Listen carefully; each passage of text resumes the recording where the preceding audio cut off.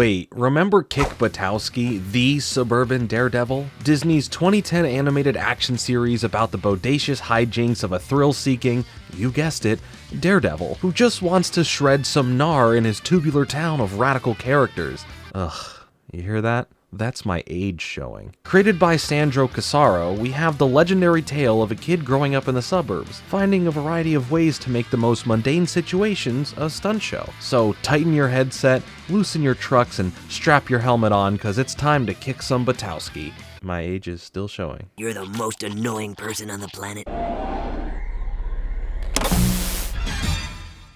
I'm listening. Kick Buttowski, the show, not the character, follows the misadventures of the amateur stunt kid, Kick Buttowski, the character, not the show. With nothing much to do in the little town of Mellowbrook, with the help of his incredibly supportive, fun-loving, and naive best friend Gunther, Kick strives to become the world's greatest daredevil. The performer, not the comic book hero. Alright, I'll stop that bit. But don't get me wrong, this kid is no slouch. Whether it's skateboarding, kart racing, or heck, even dodgeball, Clarence Kick Buttowski defies all the laws of physics and adheres only to the laws of awesome. But surprisingly, that's not all the show's about. Each episode follows the day-to-day lives of Kick and Gunther as they interact with, well, the neighborhood. A vast majority of the show's environments are everyday locations that you'd find in any neighborhood and surrounding town areas. Libraries, gyms, swimming pools, creeks, corner stores, amusement parks. Okay, maybe that one isn't every day for most people. Schools, football fields, the whole 9 yards.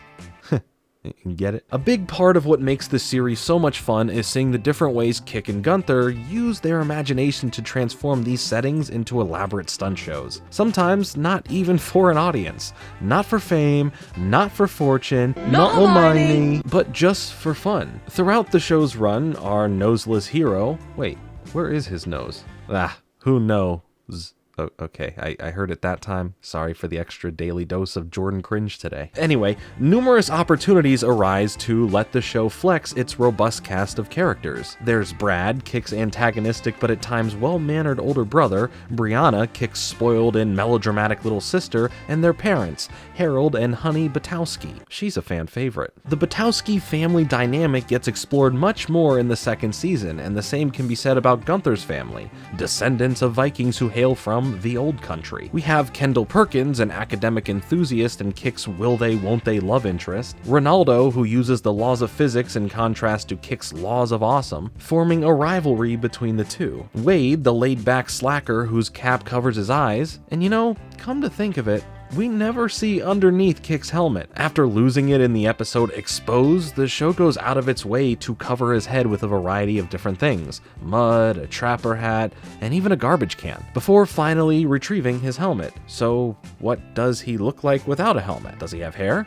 What color is it? I mean, at the end of the episode Not Without My Cereal, we see Kick sporting a mustache and sideburns, and they're brown, so I guess he's brunette? None of this matters. I don't know why I'm stuck on this for some reason. Well, his parents are... It doesn't matter. The show sports a large cast of voice actors and actresses, many of whom only voice one character each. Charlie Schlatter provides the deep and unflinching voice of Kick. Matt Jones provides the nasally and neurotic voice for Gunther, as well as voice acting veterans like Gray Delisle, Richard Horvitz, and April Winchell, just to name a few, to round out parts of the cast. Having such a wide variety of voices helps make each character stand out as their own distinct individual. Rather than sounding exactly the same, this is specifically noticeable when the characters are forced to work together in episodes like Detained. This episode, like many others, highlights the erratic nature of the show's animation. The way faces contort to convey pain, irritation, and disgust. The way backgrounds are used to express speed. Characters will squash and stretch to exaggerate their actions, then snap back once they're finished. Everything and everyone has a constant liveliness that helps the world of Kick Buttowski feel unique, and this is further accentuated by its soundtrack. Rock music and heavy guitar riffs are frequently spread across each individual stunt and action scene to give it that extra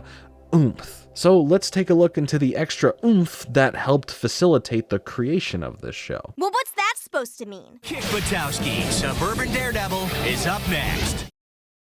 Now back to Kick Buttowski on Disney XD. There is a childlike innocence in this show that elevates even the most boring of atmospheres, and it all makes sense once you learn that the creator of the show took inspiration from his own childhood while making it. Originally conceptualized as Kid Knievel, Casaro wanted to develop a series focusing on the misadventures of an unfazed daredevil living in a town similar to Stoneham, Massachusetts. And his inspiration didn't stop with just environments. Starting production at the tail end of 2008, the series was starting to take form of exactly what it would be, and by April of 2009, the title would officially change from Kid Knievel to Kick Buttowski for its eventual premiere on Disney XD. Something that is cool is the stunt coordinator working on the show is actually Evel Knievel's son, Robbie Knievel, really fitting for the theme of the show plus the show's original name. Premiering on Disney XD February 13th, 2010, even though it originally was set to launch in the fall of 2009 before being pushed a few months, the pilot episode would premiere to a huge 842,000 viewers,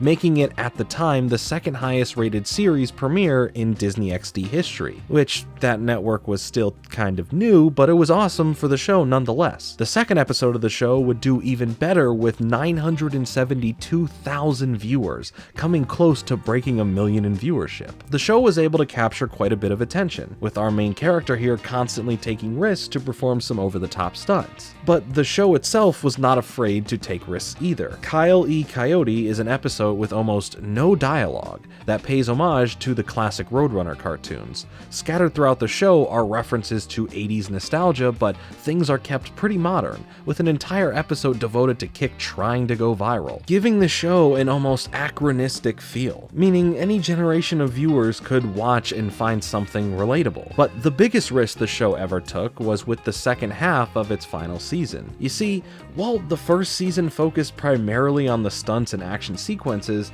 sprinkled in with some elements of comedy and great characterization, the second season tries to flip this around, putting greater emphasis on family stories and slapstick comedy, while stunts and action move further to the backseat as the season progresses. The best example of this being with Kick himself. As early as the first episode, whenever Kick wipes out, he never takes too long to spring back up and try his trick again, showing little to no fear in the face of a challenge. But by the time we reach season 2's episode Power Play, we see Kick struggling to handle injuries he would have shaken off previously. And to add insult to injury, get it? I'm so sorry. It's always done for a quick laugh and nothing more. It's always risky for a show to change its pre-existing formula, so I find it quite fitting for a show about a risk taker to become meta and take such a serious risk with itself, especially for its final season. The series concluded on December 2nd, 2012, with a motion picture of Kick living the life of a superhero, and at the end of the episode, Kick wakes up, realizing it was all a dream. He punches Brad and then dances to a song through Gunther's boombox, and that's it. Kick Buttowski on Disney XD.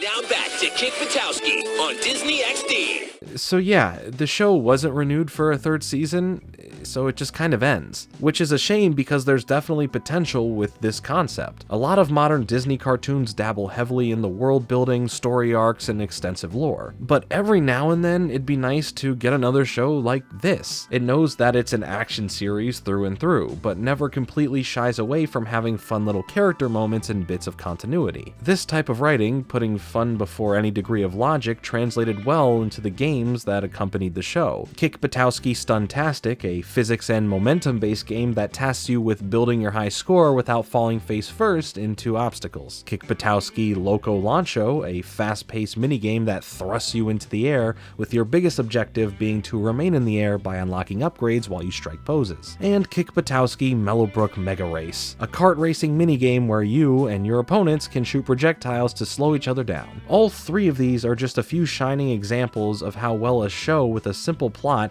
can translate really well into a flash game, or even a full game if Disney saw the success of the show as something greater. The show exudes a childlike innocence and sense of fun, so of course the games do too. Currently, there are no talks of renewing or rebooting the series, which is a shame because what we did get was clearly a passion project from someone who wanted to tell a story of recapturing that blissful energy where anything anything seems possible. Or maybe the full story he wanted to tell was told and this was where he wanted to finish it at. As a kid, priorities are pretty simple. Go outside and have fun. Living in the suburbs meant having to create your own fun with the few things you had around you. Swing sets became Ferris wheels, creeks became jungles, and every object at a 45-degree incline could only ever be a ramp to ride off of. As a kid, you want to be the best there is at what you do. The fastest person alive, the one without fear, the #1 Pokemon trainer, and it all seemed real. It all seemed tangible. Okay, maybe not the Pokemon trainer part. Skateboarding downhill, biking with no brakes, and recreating your favorite action hero was all par for the course. You felt invincible because at the end of the day, you'd return to your street, cul-de-sac, etc. and sleep off any falls you may have had. Kick Buttowski may not have been the most story-driven, the most advertised, or the most focused series out there,